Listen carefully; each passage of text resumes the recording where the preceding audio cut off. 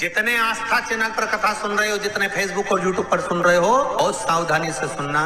तो जिनकी यहाँ संपदा की कमी होती है, वैभव की कमी होती है, लक्ष्मी की कमी होती है, प्रतिष्ठा की कमी होती है, धन की कमी होती है, उसके लिए क्यों बोते हैं? उसको बोने का कारण क्या है?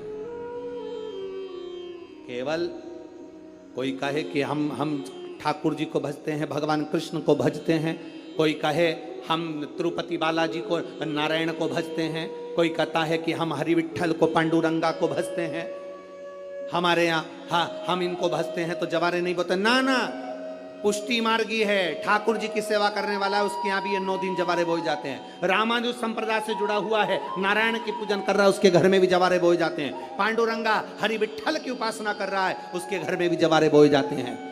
जवारे का महत्व हमारे यहाँ शास्त्र कहता है। क्या महत्व है उसका, क्या फल है उसका?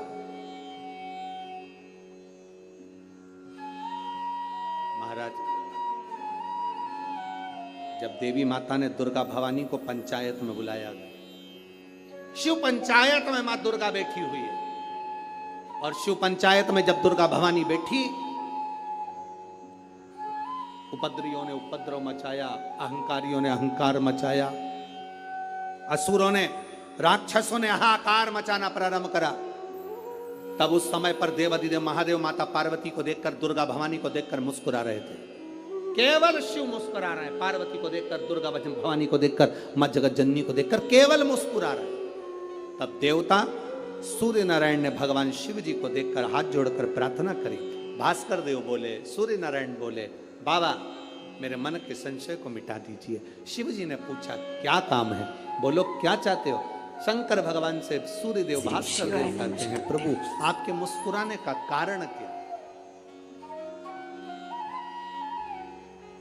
भारत की भूमि पर जितनी जगह पर भी आप लोग कथा सुन रहे हो, आस्था चैनल पर, फेसबुक, यूट्यूब पर जितने लोग कथा सुन रहे हो, बड़े ध्यान से सुनना कि जवारे क्यों बोए जाते हैं। नवरात्रि में जवारे की महत्वता क्यों होती है,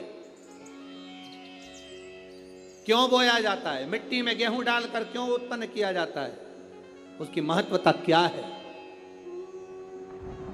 सूर्य नारायण पूछ रहे हैं भगवान देवाधिदेव महादेव से, आप दुर्गा भवानी को देखकर मुस्कुराए, आप हंसे हैं, आपके चेहरे पर प्रसन्नता आई है, कारण? महाराज,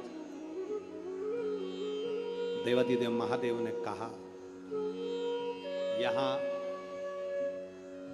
भगवान विष्णु, गणेश जी, भास्कर देव, आप सब बैठे हो। असुरों ने आक्रमण कर दिया, असुरों ने आक्रमण करा है, और वह असुर आक्रमण कर दिए हैं तो वो असुर प्रवेश कर रहे हैं, उपद्रव मचाकर, हाहाकार कर कर नष्ट करने वाले हैं इस पूरी पृथ्वी को। तो फिर उसको बचाएगा कौन, कैसे बचेगा? शिवजी ने कहा चिंता मत करो। दुर्गा ने अपने केश का स्मरण किया, एक केश को माता पार्वती जी ने अपने हाथों से छुआ, छूते ही एक कुंड में सुंदर जवारे उत्पन्न हुए हैं। जब तक वो जवारे बड़े नहीं हो जाते, जब तक वो जवारे थोड़े प्रबल नहीं हो जाते, तब तक एक भी असुर प्रवेश नहीं कर सकता, हाहाकार नहीं मचा सकता और अंदर आ नहीं सकता। शिव महापुराण की कथा कहती है, जवारे जिसके यहाँ बोए जाते हैं, जवारे का, आप लोग कहते हैं कहीं पर देवी जी बैठी हैं, किसी के यहाँ मिट्टी की मूर्ति आई, 21 फीट की, 41 फीट की, 15 फीट की, 10 फीट की, 25 फीट की देवी जी की प्रतिमा स्थापना हुई। लोग कहते हैं हम देवी जी का दर्शन करने जा रहे हैं, दुर्गा जी का दर्शन करने जा रहे हैं। शिव महापुराण की कथा कहती है वो दुर्गा जी का दर्शन नहीं, देवी का दर्शन नहीं।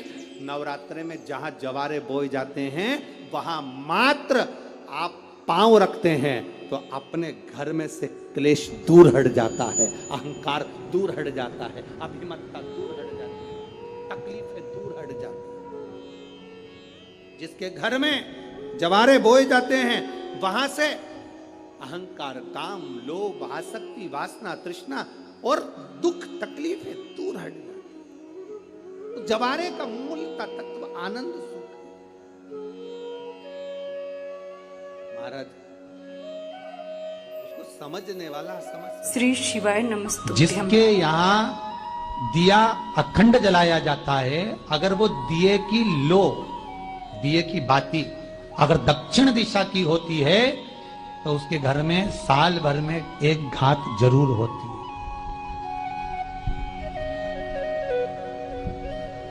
जो दिया अखंड जलता है उसकी बाती का मुख दक्षिण का नहीं होना चाहिए। अगर आपने देवी भागवत का स्मरण कराओ, देवी भागवत को अगर सुना हो, तो देवी भागवत में स्पष्ट किया गया कि पूर्व की ओर दिए का जो लौ होता है वो पूर्व दिशा में ही होनी चाहिए। श्री शिवाय नमस्तुभ्यं। भक्तजनों, स्वागत है आप सबका हमारे चैनल लाइफ स्टोरी में। भक्तगणों, अगर आप सब नवरात्रि के दिनों में 9 दिन का अखंड ज्योति जलाते हैं तो पूजनीय गुरुदेव पंडित प्रदीप मिश्रा जी ने बताया है, दशा उपाय बताया है, जिस उपाय को आप अवश्य करें। इसको आप भी अपने घरों में कलश स्थापना करते होंगे, जौ भी बोते होंगे। जौ का बहुत ही विशेष महत्व होता है। मैंने अपने इस वीडियो के डिस्क्रिप्शन बॉक्स में जौ बोने की विधि लिंक अपलोड कर दिया है, वहाँ से आप जौ बोना की विधि आपको मिल जाएगी। भक्तगणों, जब आप माँ जगदम्बा यानी कि दुर्गा माँ का घर से विदाई करते हैं, विसर्जन के दिन जो उसमें से जौ आप बोते हैं, वो जो जौ निकला होता है हरियाली, उसमें से थोड़ा सा जौ अपने ले लेना चाहिए। उस जौ को लाल कपड़े में रखकर अपने तिजोरी में, जाने की जहाँ पे आप धन रखते हैं उसे तिजोरी के में रख दें। अपने घर के सभी सदस्यों को एक एक दो दो जो जमा होता है दे, जिसे वो अपने पर्स में रखे, यानी जो जहाँ पे धन रखता है वहाँ पे रख सकते हैं। इस उपाय को नवरात्रि के समय में ही किया जाता है। तो भी व्यक्ति उस जौ को अपनी तिजोरी में, अपने पर्स में रखते हैं। गुरुदेव जी कहते हैं कि उनके घर में कभी संपदा की कमी नहीं होती है, कि व्यापार में वृद्धि होती है। कोई भी कार्य करते हैं तो आपको उस कार्य में सफलता मिलेगी।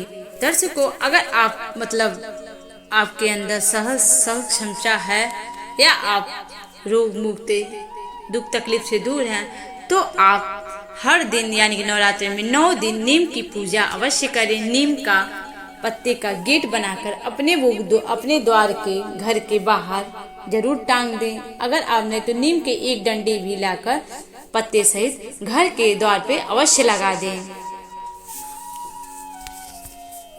जिससे आपके घर में कभी भी दुख दरिद्रता का वास नहीं होगा। सबको पता होगा नीम पर माँ जगदम्बा का विराजमान होता है। उन्हें नीम बहुत ही ज्यादा पसंद है, इसलिए नवरात्रि के दिनों में सुबह या शाम को आप जब भी आपको समय मिलता है, सुबह या शाम 1 लोटा जल अवश्य अर्पित करें। हो सके तो नीम के वृक्ष के नीचे एक दीपक अवश्य जलाएं 9 दिन तक। माता रानी का आपके घर पे सदैव खुशहाली समृद्धि का वास होगा और आपके घर में रोग दोष से सब छुटकारा और मुक्ति मिलेगी। आगे के वीडियो में मैंने आपको बताया है कि 9 पुष्प का उपयोग कैसे, 9 पुष्प चढ़ाकर भगवान और माता रानी को कैसे खुश करना है नवरात्रि में। दोस्तों, और भी अच्छे वीडियो मैं आप सबके पास लेकर आऊंगी। वीडियो अच्छी लगी हो तो वीडियो को लाइक करें, अपने दोस्तों में ज्यादा से ज्यादा, दोस्तों सगे संबंधियों में ज्यादा से ज्यादा वीडियो को शेयर करें।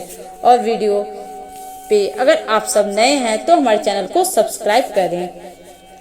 कमेंट बॉक्स में जय माता दी अवश्य लिखें।